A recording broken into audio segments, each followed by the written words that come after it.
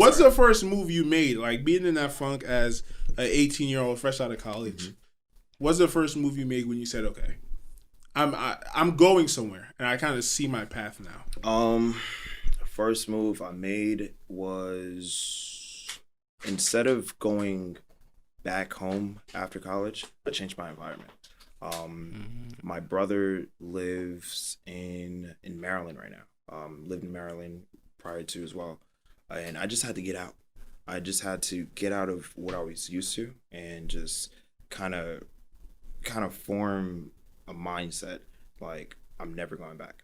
And that's the thing I told my mom when I originally left, is that I'm never coming back. Mm-hmm. And I'm like really big on my word.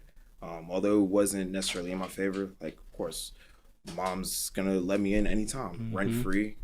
She cooks at home, mm-hmm. So mom cooking. Yeah, yep. So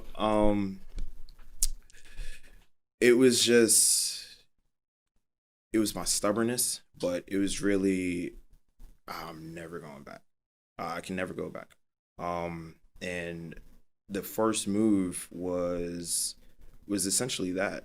The change of scenery. The change of environment. Last week on the podcast, I was telling Malcolm, right? For me, I was in Trinidad.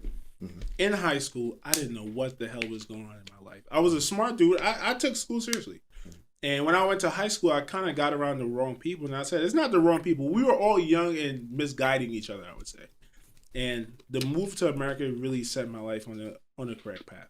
Because as you said, I don't know what I would be doing if I stayed in Trinidad. Wait, let me ask you this. Was it, like, did you make this decision to come here, or was it like a family move? Oh, yeah, my mom. So my mom's been living here for about, I would say 20 years now. Oh, really? Yeah, okay. So, and she brought me over.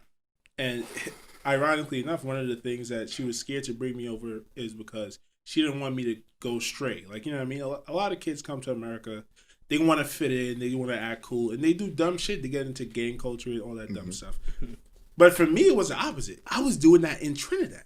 Oh, really? Yeah, I wasn't in a gang, but I was being bad. I really can't imagine you in a gang. Yeah, see? No, yeah, right? I was just being bad. I was doing dumb shit, bringing knives to school. Honestly, I feel like you're the smartest in the room right now, so I just can't imagine you being a delinquent. That's a fact. But I was. And the thing about it is, even when I would get suspended, the principal would tell my parents, like, this is not Nick.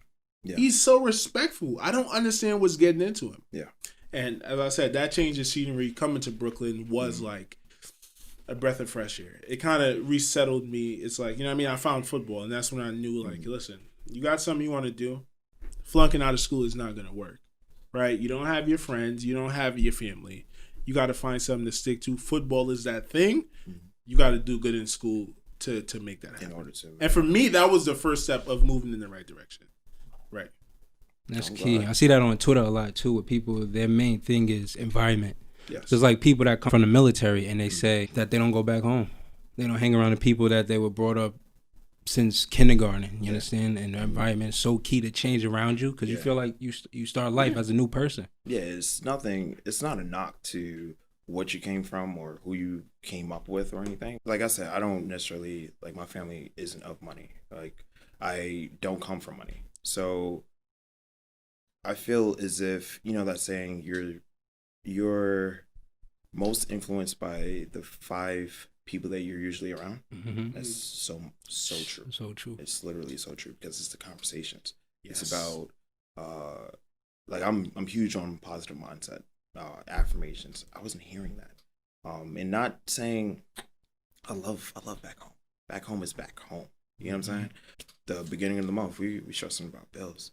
Sometimes we stressing about we're stressing about what we're gonna eat tomorrow, and it's not like, shoot, we have no resources or anything, but it was like once you grew up to notice it, it was just, I have to subtract myself from the situation in order to make that situation better. To grow. You know, like, you just have to see the world prior to giving my family the world. The entrepreneurial mindset that you have, I'm sure nobody in the environment shared that.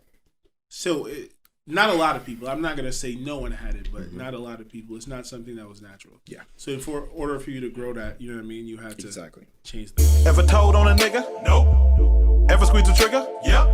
Ever set a nigga up? No. Ever helped a brother out?